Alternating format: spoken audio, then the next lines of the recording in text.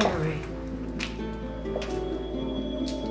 So these are the cells, which are now the men's toilets, which is grim anyway. I mean, I can't help but think, I mean, he was only 15. This has now obviously got electricity, so it must have been virtually dark. You wouldn't be able to see anything down here, I wouldn't have thought. The cells where Colin was held as he awaited trial were still in use until 2003, when the Crown Court moved. So depressing.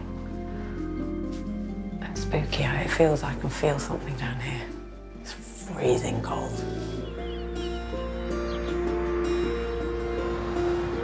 My mum and stepfather came to live in Cornwall about 15 years ago, and it's where all our ancestors are from.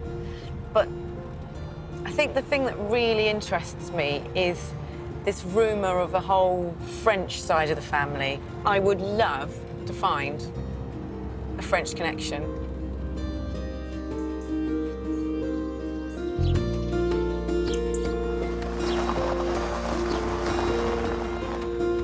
Amanda's mother, Judy, has been doing some research into their family's history. Mum? I was standing by watching for that car. Now, that is me as a French person. That's right, yeah. I was obsessed with dressing up with French. I mean, but it's stereotypical French. I don't think I've ever seen a person in a stripy T-shirt with onion around his neck. And you won by winking at the judge. Winking at the judge. Which is a good tip for anybody that comes on Britain's And Got you've Talent. never looked back, have you? No. Amanda knows that the name Louis crops up a lot in her mother's family. So, this Louis, who's my great-grandfather, That's and right. your grandfather, that's Louis. And that was Nanny's dad. Yeah. And wasn't he a brilliant swimmer? Oh, yes, he was. Actually, he won a trophy in 1913 for long-distance swimming in Cornwall. Here, it says, what does it say? Can you read it? Yes, let me just put it into the light. Long-distance swimmer championship. Oh, don't look in there. Why? Because he's in there. What? No, he is not! You are sick. Oh, my God. Judith! Just put him over there. But anyway, Sorry, may you rest in peace. Yeah. So that's Nanny's dad. yeah, He was a Louis. that's right. Yeah. And then was his dad a Louis? So how many greats? Hang on a minute. 1, 2, 3, 4. He was obviously the first Louis, because if you look further, that was the one that was born between Colin Thomas, who wasn't a Louis, because There was no Louis at that there was point. no Louis. He married this French woman woman. called Radgoud, which we think... That's a funny name. I know. Did you know what her surname was? No. Radgoud. No. Radgoud. So I've got... There's a census here, actually. Radgoud. This is the 1841 census. So where are they? Can you see? Such spidery writing. Oh, OK, there. there. Here. With Colin one Thomas. out. It should be 2, because I've found out since. Colin's They were got always, 2 L's in it. all the Collins were spelt with 2 L's. OK. So he was a shoemaker. So we could... This makes sense to me because I love shoes. It's genetic. Shoes. He could have made you them. Loads of shoes. Yeah. And he was 15, 1841. Oh, I'm rubbish at Yeah. maths. So he was about 1790-ish. 1790. When he was born. Yeah. And on the next one, 1871, we look down here. Oh, there we are. Spelt Spelt right. properly, yes. Colin Thomas, Radgoud, wife. But look, you look across, where born? Bordeaux. Oh, my God. I knew we were French. Yeah. I know. And from a wine region. And we made shoes. This is 2 really good mixes. This is going very well. It'd be brilliant if you could find something out. What's my family history is shoes and wine. Yes! Brilliant.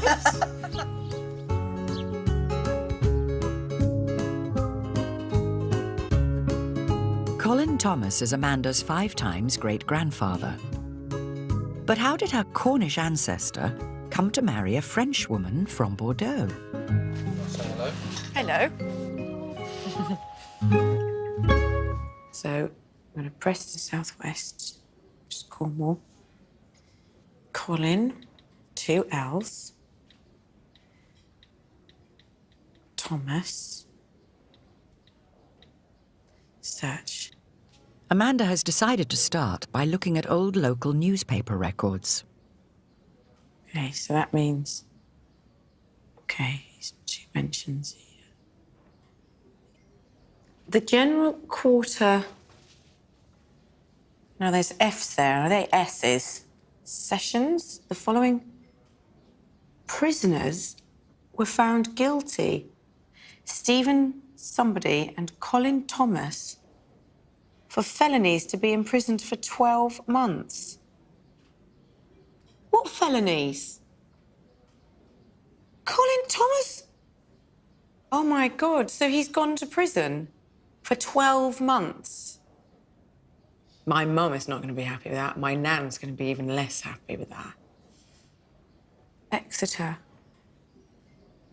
So that court is in Exeter. So I need to go to Exeter. Wow.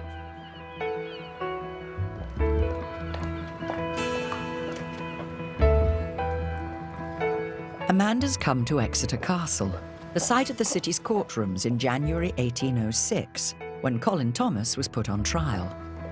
She's meeting historian Professor Peter King. Hi, Pete. I'm Amanda. Nice to meet you. So, Peter, yesterday I found out that my 5th great-grandfather, Colin Thomas, went to prison or did something. It said 12 months for felonies. And I have to say I was completely shocked, but my gut instinct just straight away said, no, there's no way. He's an innocent man. Innocent man. What has he done? OK, was he innocent? That's the question. Yes. Let's go. We're going to have to go back a bit. A felony means it's a crime that you get tried in a jury court for, so it's a major crime. To do that, I need to take you back to a couple of documents that were several years before 1806, when he ended up in court. So I'm going to start you off with a document here, which is an apprentice indenture. And have a look, and you'll just the story will begin to reveal itself. Between Deborah Thomas of the borough of Truro. There's his mum. So that's his mum. And Andrew Stevens of the borough of Truro, aforesaid coordinator? Cordwainer. Cordwainer. What's a cordwainer? Cordwainer is a shoemaker. Yes, so Yeah. Colin was a shoemaker. It's an apprenticeship for, and if you read on a bit, you'll find out how long he's committed to do it. To serve from the date hereof for the term of 7 years. Wow. To be fully complete and ended. So he can't go away at all without his master's permission. Oh, this is interesting. Look. Ale houses he shall not frequent. No, he's not allowed in the pub, basically. No pub. Oh, no, I've completely lost my place. Right, so his secret's keep. Keep, and all all his lawful commands. In other words, he's under the hammer at all times. At all times, readily do and obey. Gosh, I mean, it sounds very pretty. strict. You're bound in. The master feeds you, and effectively you are in his household and under his control for the rest of your 7 years. I mean, the master would be able to correct him, i.e. punish him, corporal punishment. Occasionally, there are cases in the 18th century when apprentices are beaten to death. So let's just work out how old he is, first of all, when he gets it. Well, yesterday, on the 1841 census, he was 50. So that means he was born in 1790. Yep. So this is 1800. So he's 10. He's only 10 when he's going into That's this. the same age as Lexi, my daughter. I still feel like it's not think- going to... I think he was still a good person. Right, I kind okay. of have a suspicion now what I think. Well, let's have a look and see what might have happened to him. And what's this? So- What's that? Yes, now this is interesting here because this is the Royal Marine descriptive register of people that they recruited. Recruits like Colin were tempted into the Royal Marines with the promise of the King's Shilling, a cash bounty which they received on joining up. There he is. You got him. Double L, Colin. Yeah. Colin Thomas, 20th September, 1805. OK, so he was 17. Oh, no, hang on. In 1805. No, Oh, he's God, not he was even 16, he's 15. Yeah, so he's saying he was 17. Okay, so the really important bit is this here. Okay, That means discharged. discharged, Claimed. claimed an apprentice. Yep. Claimed an apprentice. So the master has come back Andrew Stevens. because the 7 years are not yet up and claimed him back. So he was there I'll a just couple of pick that months. up. He gets a couple of months in the Marines. So now we're going to have a look at the calendar of prisoners. So this is the January session, January which you read about in the 1806. newspaper. It was in the newspaper, yeah. Now, Colin Thomas. Oh my gosh. aged, He says age 17, which he isn't. which he's not. Mm-hmm. Charged with unlawfully having knowingly, By false by pretenses. false pretences, obtained the sum of £11 and 11 shillings. 11 guineas, in other words. Yeah. So this is So he his stole signing somebody's up money. Yeah. Oh, it's signing up money. Yep. To the And- Marines. Yep. And it's a lot of money. It's the equivalent of 22 weeks of a labourer's wage, or in modern terms, at the very least, £5,000, £6,000, £7,000. Oh my gosh. More than he'll ever have thought he could ever have in his In hand his before. life, At probably. the age of 15. Yes. And So that's he's why he ended up here. here. And he would have gone down to the cells, first of all, awaiting his chance to come up in court and defend himself. So do the cells still exist? There are some of them there, yeah. Scary. So this are the cells, which are now the men's toilets, which is grim anyway. I mean, I can't help but think, I mean, he was only 15. This has now obviously got electricity, so it must have been virtually dark. You wouldn't be able to see anything down here, I wouldn't have thought. The cells where Colin was held as he awaited trial were still in use until 2003, when the Crown Court moved. So depressing. And spooky. It feels I can feel something down here. It's freezing cold.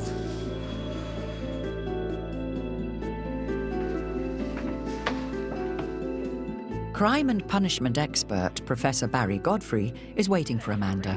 Welcome Nice to to the meet you. Exeter courtroom. Amazing place, isn't it? Gosh, yeah. I mean, it's massive. That's where the judges would have sat, resplendent in their scarlet robes, literally looking down on Colin. 15-year-old Colin. He's Making me 15, but feel he's an adult in the eyes of the law. Really? So this is where Colin would have stood 200 years ago, just exactly where you're standing now. Colin. And this is the document that we have that describes what happened on that occasion. So there's his name, Colin Thomas. Okay. See here, this is what he's charged with. Well knowing himself, the said Colin Thomas to be an apprentice and as such not an eligible or proper person to enlist to serve our said Lord the King as a private soldier, but being, oh my gosh, look at that, but being an evil disposed person, evil? Yeah, well, he's taken the money, but he's not going to provide the service. Yes, but he tried. They came to get him back. He tried, he wanted to serve, but he's not free to serve. He belongs to his master. And why? I mean, the thing that I keep wanting to ask is it said that he'd served almost 5.5 years of his apprenticeship, but he only had to do 7. Yep. So what person in their right mind? Somebody who's very miserable, someone who's being Okay. ill-treated, maybe somebody who wants to go off and be a swashbuckling hero and serve the king. So adventure. Maybe adventure. And that's why he lied about his age. Well, we can see here, actually, in another document, what does happen to him. Ah, here we go. Colin Thomas, God, this writing. Convicted of a felony, let him be imprisoned in Bridewell, is that? That's it. For the space of 12 months and kept to hard labour. Bridewell is another name for a house of correction. He's there to have his behaviour corrected. Right. And the hard labour really is hard labour. And as what would well. that be then? So in Exeter Bridewell, it would have been stripping bark. So that's used in a tanning process where the hide is dipped in urine. Oh, So he would have been in, you know, pretty miserable, smelly, wet, awful. smelly, yeah, unhealthy conditions. That's not good. No. So what happens to him afterwards in 1807? We don't know what happened to him when he came out. Like lots of people, we just lose track of Colin. No record survives of Colin being released from prison. But Barry has found another document. So this is in French. Uh-huh. Gosh. Why didn't I listen very much to my French? Here we go. I can actually, that's basically English. Acte de mariage. Marriage? Marriage. Absolutely. Act of marriage. Something a little bit more pleasant for Colin is... So how much longer after he left prison is this? This is about 10 years. 10 years? 10 years we lose track of Colin, and then he turns up here. Oh, and look, hang on. Is that just because it's on the marriage certificate, but it says Thomas Colin there, not Colin Thomas? The name's reversed. It may be because that's the way the French did it at the time. It may be that he's changed his name to escape his past. I'm going with that one. It could be that. Because, look, I know that her name is Radegund, or however you say it. Radegund. Radegund. Radegund. Ah, bien sûr. Her name's the right way round. That's right. So it may be that he's done that just to throw people off the scent so he can put his past behind him. And that must be her surname, Chabonnel, which was what eluded my mum. This is the point she got completely stuck. We also know where they married as well. Oh, my God, where? That's really tricky to read. A? Is that an A or a C? That's A, in Cordreau. Cordreau. Yeah. Cordreau. Your accent's a bit better. Cordreau. Yeah. That's a nice village southeast of Bordeaux. That is even better. Yeah. It's a new beginning for Colin. Yes. A marriage, a new land, and as a free man.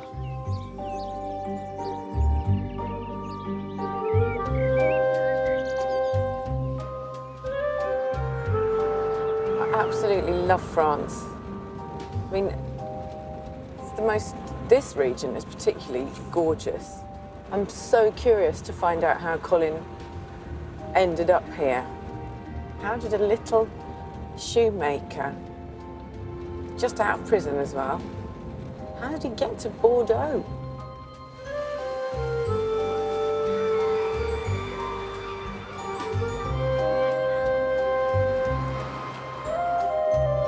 Amanda has come to the city of Bordeaux, the centre of France's famous winemaking region. Hello, I'm Amanda. I'm Carol Duval. Welcome to Bordeaux. Thank you. Historian Carol Duval has been researching Colin's time in France. So I suppose the question is, how did Colin get here? He got here because he was in Wellington's Peninsular Army. Oh, my God. Yes. Well, you know what Wellington said about his army, the scum of the earth. And therefore, you know, he would welcome ex-prisoners. Yeah. And a year before he joined up, the Peninsular War had started. Right. Napoleon, of course, had declared himself emperor by this time, and he's extending his empire, and his plan is to rule the whole of Europe. So after he left prison, Yes. he joined up again. This is a muster. So where is he? Where is he? Colin Thomas. Colin's name is on a register of soldiers serving in the army on the 25th of September, 1807. He joined the 51st Light Infantry. Okay. That was a very good regiment. And this gives you some idea of what he would have looked like in his uniform. Oh, my gosh. Mind you, when we talk about what he did for 7 years, he wouldn't have looked like that all the time. No. They got new uniforms in theory once a year. And by the end of it the would have year, been really grotty. Oh, there was lice there. Oh! It was just pretty horrendous, in fact. Oh, my gosh. He was in the 51st, which means that he took part in some really quite dramatic events. For 7 years, from 1807, the Peninsular War pitched the forces of Britain, Spain and Portugal against Napoleon's French army. Colin went first to the Iberian Peninsula, fighting his way up through Spain as the Duke of Wellington battled Napoleon's forces, driving them back into France. By the time Wellington reached Bordeaux in 1814, the local population, who was sympathetic to Britain, had turned against Napoleon and welcomed Wellington's army into the city. So on the 12th of March, the 7th Division, which is the division that Colin is in, march into Bordeaux. Their cheers. He will have seen people actually throwing flowers and blowing kisses. And that would have been waving around here flags. somewhere. All around here, yes, that's right. So his particular brigade of the 7th Division are sent upstream, so that's up that way somewhere, to a string of villages, and there they are billeted. And now we move on to May 1814. At this point, this regiment, the 51st, were about to set sail back to England because, of course, the war was over. Where is he? Colin. Oh, there's lots of Thomases, always. Yes. Okay, Thomas. Colin Thomas, 25th of May. Deserted? No. Yes. Deserted? Yes. He must have deserted for a very good reason. He's coming up to 7 years' service. Yes. He would have got a pension. The army gave pensions for 7 years' He doesn't like to do service. things that are 7 years. His Yes. apprenticeship was 7 years, and Yes, he finished that yes, early. yes. That's a 7-year itch. It's interesting when you look at where the headquarters of the 51st was at this point. It was at a little village called Cordreau. Okay, this makes sense now. And to throw up your pension, It must be for a love. very strong inducement. Yes. Yes. It's not fear. No. We know he's been through all this. He's coped with it. Yeah. As far as we know, he was never in trouble, no regimental courts-martial or anything like that. So he was a good soldier. So he deserted for love, That which is... I love. I'm such a romantic. That's incredible. I just think, what a gorgeous man. Yes. To follow his heart, but to be that tough and that strong. He's also lucky he has a trade, doesn't he? Yes. A cordwainer. A skill that will be acceptable wherever he settles. Always get a trade, that's what my nan said. Absolutely. This is our family. I talked about the scum of the earth. Yes. Wellington said that. Yes. But he also said, see what fine fellows we've made of them. The best army, most military historians agree, the best army we ever put in the field was the Peninsular Army at the end of the Peninsular War. That is incredible. I don't know why I'm welling up. I just feel so proud. It's a lovely story. He joined as a lad. I suspect he left as a man. He left as a man. A lovely, gorgeous man.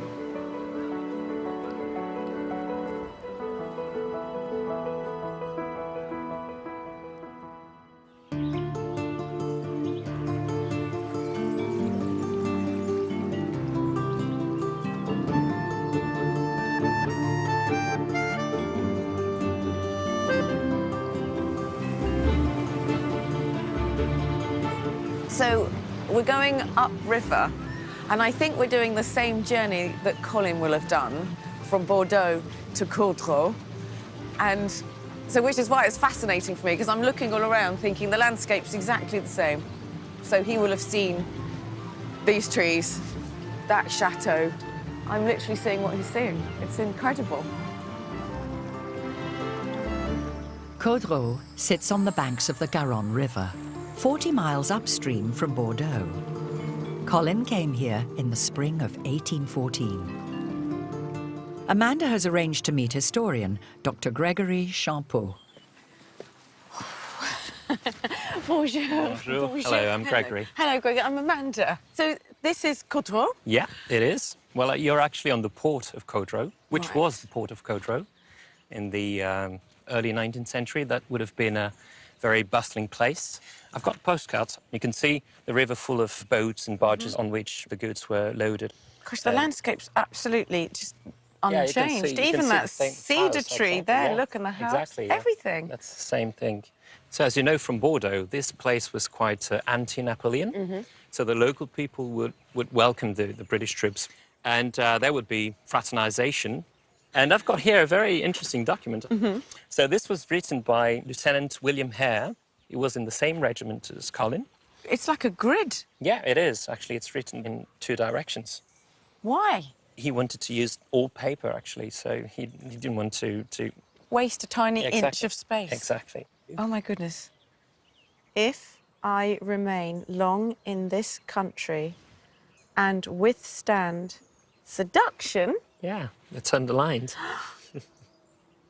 it will be wonderful, for I never saw such women in my life. He's writing this to his wife. Exactly.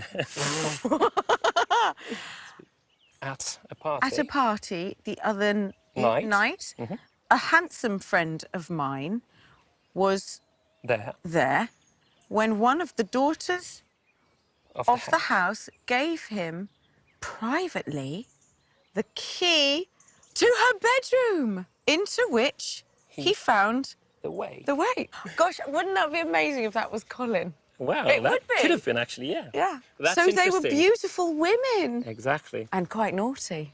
Ah, maybe. You see, I know I've inherited that as well from Radagon. That shows that they Oh, got I along love very well. that. Yes. So that's what you mean by fraternisation. It's a polite word for we won't say. Exactly.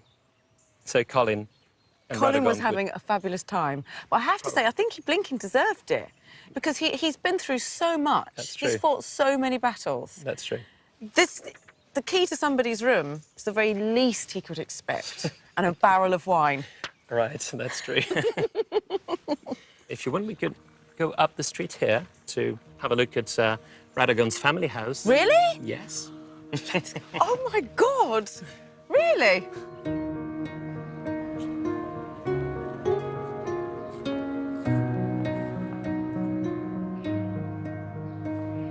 Colin, he wasn't an ordinary man. I think we've established that, but he was a private, he was a shoemaker, so that's quite humble. So I would imagine she had quite humble beginnings. So... Well, you're just standing in front of it. That's the actual house. This house, number 9? Yeah. It's a good size. The whole row of houses here was full of shops. I've got here a picture showing the house, so you can see the balcony was not here. Yes. And that was the actual look of the house, and Radagund and her father, Gerard Charbonnel.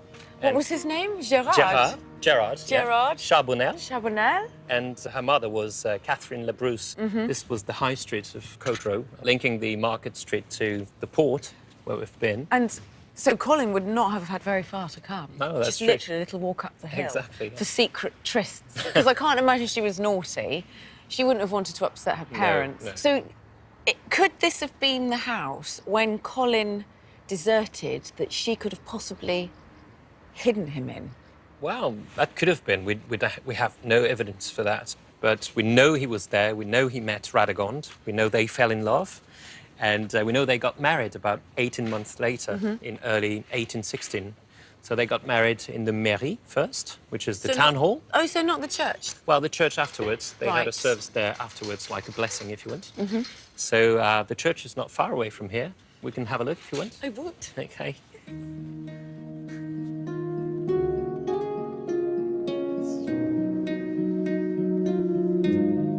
In France, marriage is always a civil ceremony performed by the mayor.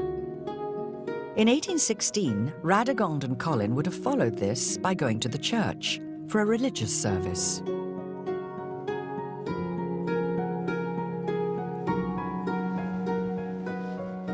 So this is much grander than I thought.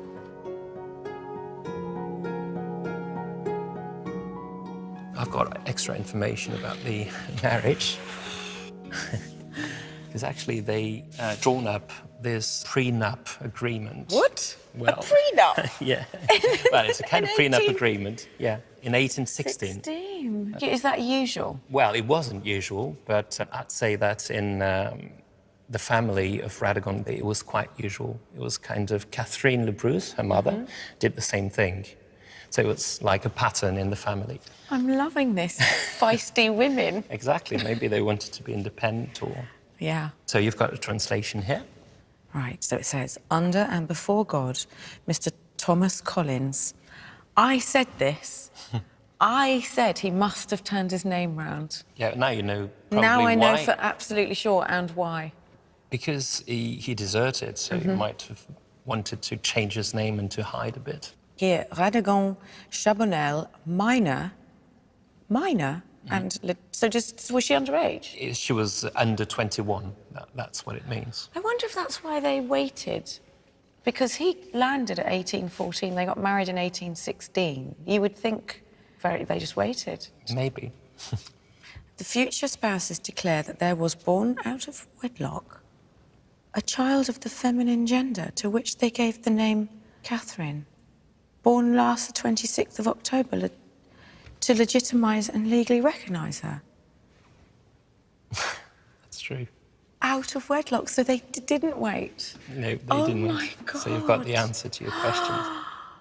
But I didn't know anything about her. Wow, that's their first child. Remember the letter we read earlier about William Hare? Yes. So maybe that Radegund gave the key to her bedroom too. There was me thinking, oh yes, they waited 2 years so they could get married and do it all right and do it in the right way round. Or the, you know, what is the right way round? A baby is everything. How amazing. Would French have been a bit more relaxed about that? I don't know, at the time probably not. So after that, they had Louis, as you know, in 1818. And sometime before 1821, they moved back to England. We know that because they had another child, another girl actually, born in Truro in Cornwall in 1821, Elizabeth. And they had 9 children. What? In total. 9? 9, including Catherine, Louis, and Elizabeth and the others. So they went back to England, but there's a French line of your family staying here, obviously. Yes. Catherine Le Bruce, for example. So I've got another document here. So this is... I want to cry, I'm so happy. So this is a document from 1832. Okay. It's about Catherine Le Bruce, who's Radegund's mother. So this document is actually listing her property. It says that she has a vineyard. What? That's true. Oh, yes! Une pièce de terre en vigne. That's what it means. Pièce de terre en vigne. And Where's that? And we actually have the name of it. It's named Castoret. Castoret. Castoret. In the commune of Codrow. Is it tell me it still exists? It actually still exists. Do they produce wine from it? Well, they still produce wine in this area. This is a modern map of Codrow. Oh my God. So this is the center of Codrow. And if you look about here, you can read... Oh yes, Castoret. Exactly, so that's the place. And there's still a vineyard there. So would she have gone there? Would she have worked there? Well, actually, her mother, so Catherine Le Bruce's mother, was called Radegund. Right. Radegund Balan. Amanda has now discovered 3 generations of her maternal French ancestors, back to her 7 times great-grandmother, Radegund Balan. The Balans were a family of winemakers. They had several vineyards in the area. Several. And one of them was Castoret. Oh, I love you, Gregory. Oh my God. So you could go there if you want. I am so now going we know there. where it is. I'm going there. They were owners. That's like a dream. Oh, that's good.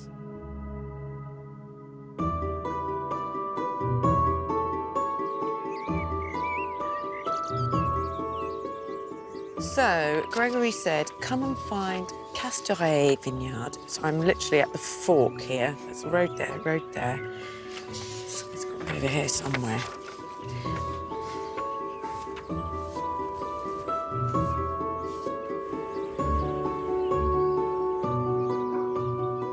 It's just incredible. This legacy has been inherited or passed down through all the women in the family. That's in itself unique. 3 generations of women. I couldn't have asked for anything better. My family used to own a vineyard, and it's like heaven. So this is it, Chateau Castoret. I love that noise.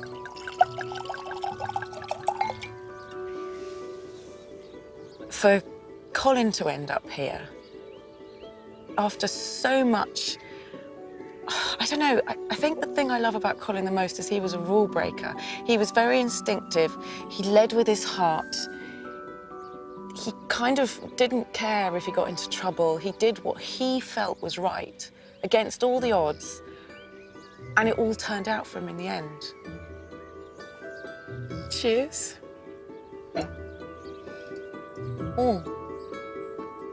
It's actually delicious, you know. Apparently it was a very good year, 2010.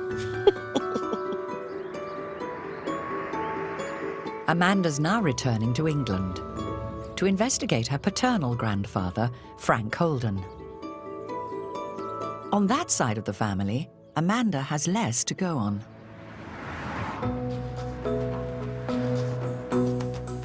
After her parents divorced, Amanda lost touch with her father, Frank, and never met her grandfather, Frank Holden Sr., who died in 1983, aged 71. Hello. Lovely to Lovely to see you. Amanda's arranged to meet her uncle George, her father's brother. George has brought Frank Sr.'s photo albums with him. Oh, look at him there. He used to do the singing and dancing and entertaining. Because I've always wondered where this Theatrical. theatre side of me has come from. Yeah. And so it's obviously come from the Holden. The Holden family, because Side. both his brothers were entertainers. All I know, very sadly, about Frank Sr. is that, you know, I got a phone call from my mum to say that he'd taken his own life. And that's just, you know, it's heartbreaking. A lot of people were devastated. I've never met anybody who had a bad word to say against him.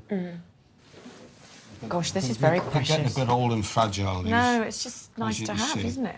Well, Oh, wow. So this is, what year is this, do you know? That'll be about 1942, during the war. What did he do in the army? He was in the Royal Army Medical Corps. He was a psychiatric nurse. He, obviously, with his nursing training from before the war, he was very well qualified. When he started, obviously, he was a nothing, a private, and he ended up as a regimental sergeant major, which is the highest non-commissioned rank you can get. So he really pulled it up through the ranks. Gosh, he's very handsome. He's like a movie star there. Now, you see this person here, covered in oil. Is that oil, And not blood? Oil and water. That's your granddad. What is he doing? He was shipwrecked. Really? Shipwrecked? In the 1940s, was this? Yes, 1940, exactly, June 1940.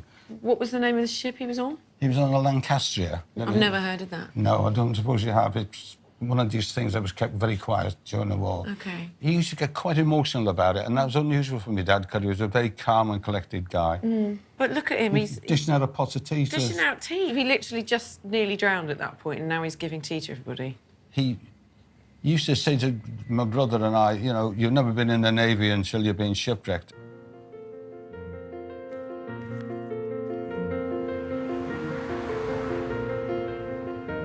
So I learnt an awful lot about Frank Sr. then, but I think the most poignant and interesting was the fact that he was shipwrecked. So I think I need to find out, or go and find his army records, I suppose.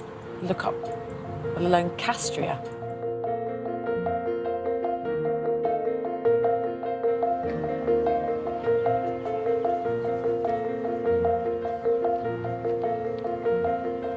Amanda has an appointment at the Aldershot headquarters of the Royal Army Medical Corps with their historian, Captain Peter Starling.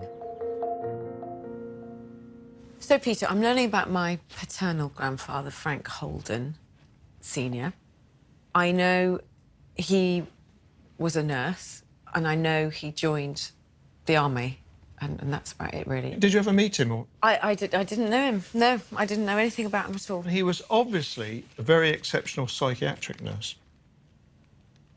Dear sir, I have pleasure in informing you that you qualified for the Campbell Clark Medal and Prize. Your medal is being engraved and will be forwarded with a cheque for 3 guineas in the near future. This medal, which is awarded for the person gaining top marks in his examination. Oh, wow. In the country? And yes, he's going to be quite sought after. See, this is what interests me, because I didn't know. I thought that post-traumatic stress syndrome and, you know, mental health care with the army and all our armed forces was a relatively new idea, and that they just kind of told you to get on with it back then. No, not by the time that we're looking at here, approaching the Second World War.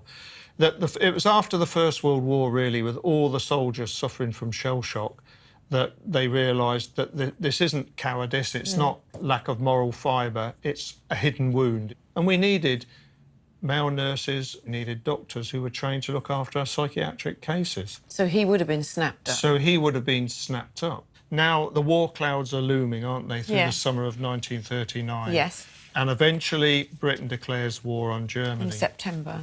And I don't know if you can read this here. It says... Mobilised. Yeah, 1st of September. 1939. And then underneath it? BEF? British Expeditionary Force. Frank Holden was one of the first members of the British Expeditionary Force sent to France in September 1939 to protect Western Europe from German invasion. He joined a team of about 200 medics, known as a field ambulance. On the 10th of May, 1940, Germany invaded, unleashing blitzkrieg, lightning war, quickly overwhelming Allied forces. Nursing orderlies like Frank were the frontline medics of their day and would have been in the thick of the action. 26th of May 1940 is the crucial date. The British Army is being pushed back by the Germans towards the French coast at Dunkirk. And as you know, this big flotilla of ships goes over there and rescues the British Army. Yes. But look at this date here. That's the 26th of May 1940. But if you look at Frank's date, he doesn't leave France to the 20th. Until June. Yes. So where was he? Trapped south of Dunkirk in St Nazaire. There's thousands more British soldiers that are there in this little enclave. So he was left behind? He was left behind. So I know that Frank was shipwrecked. Could it have been a ship that was trying to get him home that was actually shipwrecked? The Lancastria? There's nothing in his record here that says he was on the Lancastria or that he was shipwrecked. There's no clue. If you didn't know, you wouldn't know. No. It looks like I'm going to have to go back to France. I think so. Brittany. I think if you go to Brittany, you might find, hopefully, something else about it.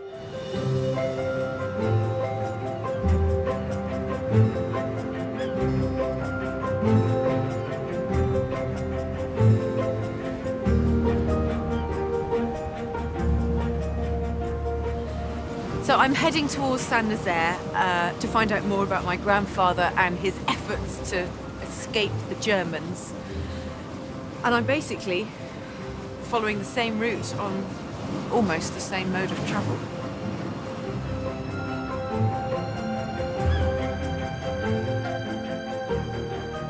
Amanda has discovered that her grandfather was stranded in France after the evacuation of Dunkirk and ended up in Saint Nazaire, 450 miles further south along the Brittany coast.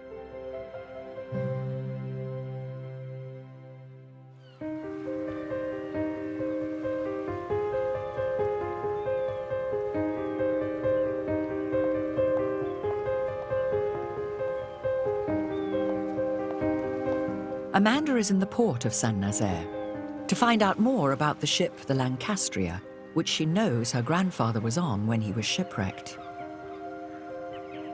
She's meeting historian Jonathan Fenby. So these are the docks, the quayside of Saint Nazaire. This is what it would have looked like. So it was a had been a very lively place, most certainly. And these are men marching down the quayside, trying to get on to a lot of small boats which were moored here, because the big boats which had come in the rescue flotilla, including the Lancastria, were anchored 4 miles or so out there. It's very wide, the Loire estuary at this point, but it's very shallow, so they couldn't get close in. Right. So they had to all be ferried out in much smaller boats. 30,000 service personnel descended on Saint Nazaire from all over France. Everyone was desperate to find a way out before German forces attacked. And when the men were here, they all wanted to go out to the Lancastria. They all thought it was the safest place to be. One said it's as solid as the Strand Palace Hotel.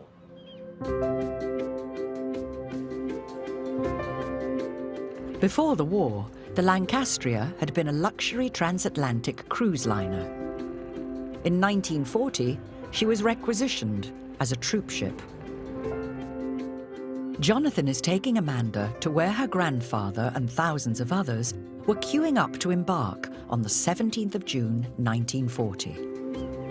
You can see here British troops crossing the bridge, and the ships were waiting for them down here, the smaller ships, waiting here to take them out to the Lancastria and the others. You can see hundreds and hundreds coming round and getting onto the Highlander, which was a destroyer, which was one of the ships, which is here. And we have these photographs because a member of the crew of the Highlander, who was a very keen amateur photographer called Clements, exchanged a pair of socks for a roll of film in Saint-Nazaire, and he took these photographs. But we don't know how many got onto the Lancastria. What was the normal capacity? Well, the normal capacity would have been 2,500. The captain reckoned they could take 4,000. Yeah. He was told take as many as arrive, basically. The stewards counted them in with a little clicker, but they were overheard to say we stopped counting when it reached 6,000. And some people think it may have been 8,000 to 9,000 got on the ship. It was absolutely rammed. It was absolutely rammed. Frank Holden was one of the thousands who were taken out to the Lancastria and crammed into the ship's holds and on deck. Finally, the captain decided the ship could take no more. The last load from the destroyer Highlander was turned away. The ship could have left earlier, but first of all, the French had not wanted it to leave, and then the captain made excuses not to go. He wanted an escort, he was afraid of submarines, and so on. And it was really a sitting duck. At 3:43 p.m., the ship's air raid siren began to wail.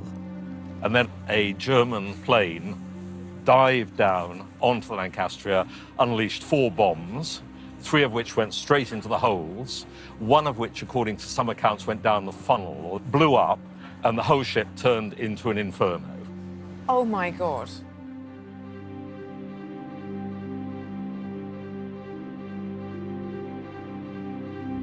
Many of those who lost their lives were trapped in the holds of the ship. A lot of people were killed instantly. Yes. For instance, the RAF crew who were in, ground crew who were in a hold, they were all blown up. There were fires all over the place. As one man said, if there was a hell, this is it. This was it. This is it. Those who made it onto the upturned hull or struggled in the water were easy targets for the German planes, which machine-gunned survivors. Just 24 minutes after the first bomb hit, the Lancastria sank. The sinking of the Lancastria remains the single worst disaster in Britain's maritime history. More people lost their lives than on the Titanic and Lusitania put together. I just can't imagine what it was like for Frank and all those thousands of people. I mean, it must have been absolutely terrifying. 76 years later, there is only a small number of survivors still left alive. Along with the military, British families and civilians were also being evacuated. The youngest person aboard the Lancastria was Jacqueline Tanner, who was traveling with her mother and father. She was 2 years old in June 1940. Hello, I'm Amanda. Hello, Amanda. I'm Jacqueline. Lovely to meet you. And you. And I'm going to take you out to the wreck site. How exciting. Where the Lancastria went down. Wow.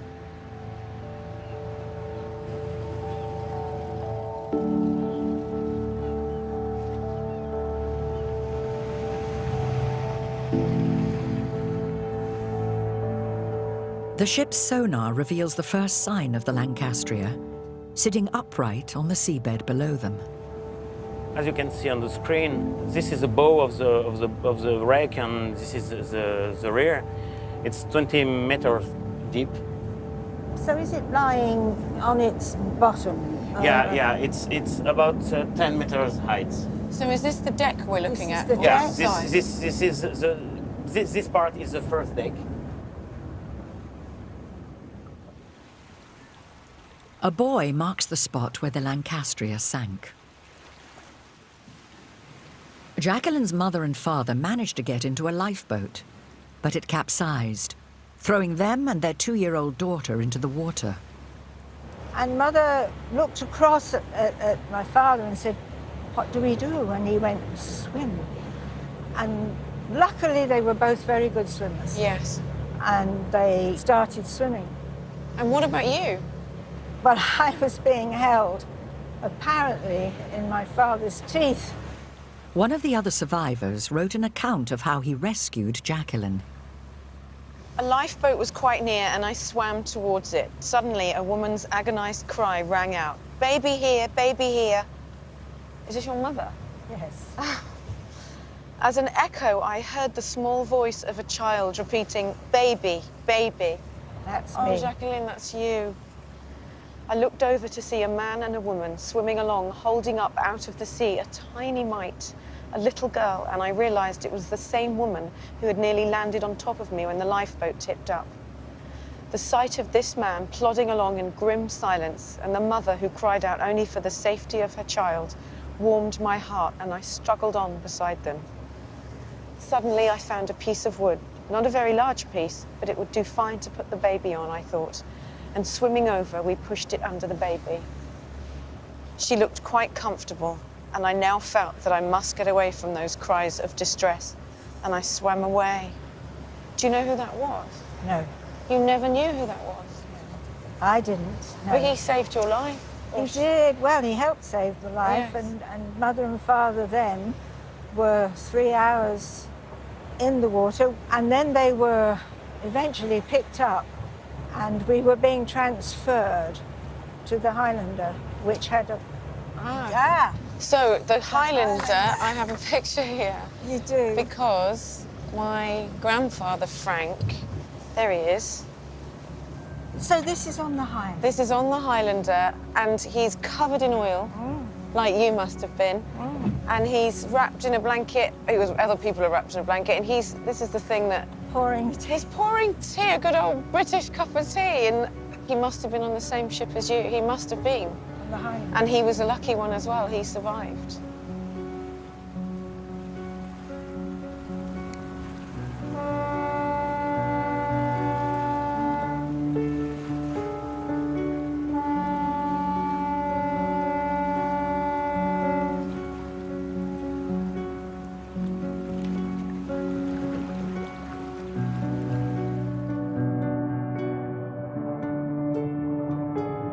4,000 men, women and children are known to have lost their lives. But the figure is thought to be much higher, as there was no accurate count of the thousands crowded on board the Lancastria.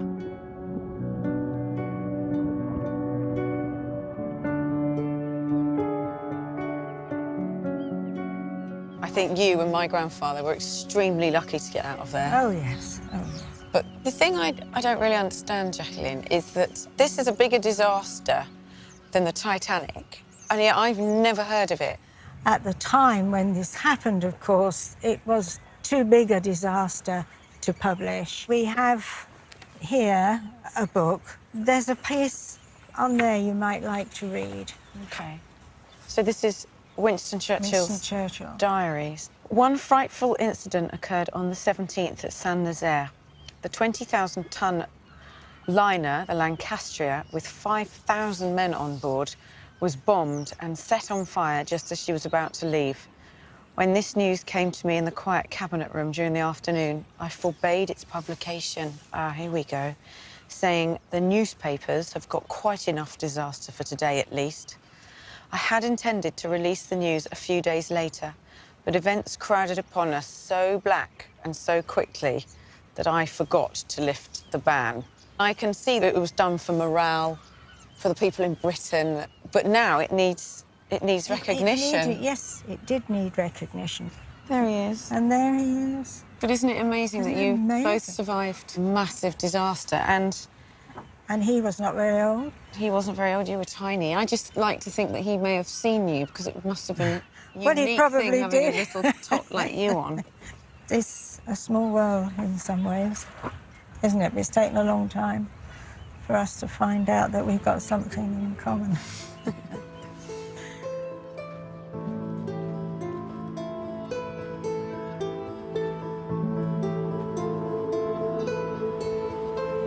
HMT Lancastria. Opposite this place lies the wreck of the troop ship Lancastria. Learning about Frank's story has just been incredible for me. He was a survivor. He was one of the lucky ones from this disaster. And I hope that this story will keep the memory alive of those 4,000 who didn't make it back home. It's odd that I never got to meet him, because that goes against what I feel about him now and what I've learnt about him. I think the sad irony is that, you know, my grandfather took his own life in his 70s. He looked after so many mentally ill people, endured so much during the war, but wasn't able to save himself. Maybe all the trauma he witnessed and everybody else's problems were too much for him to bear.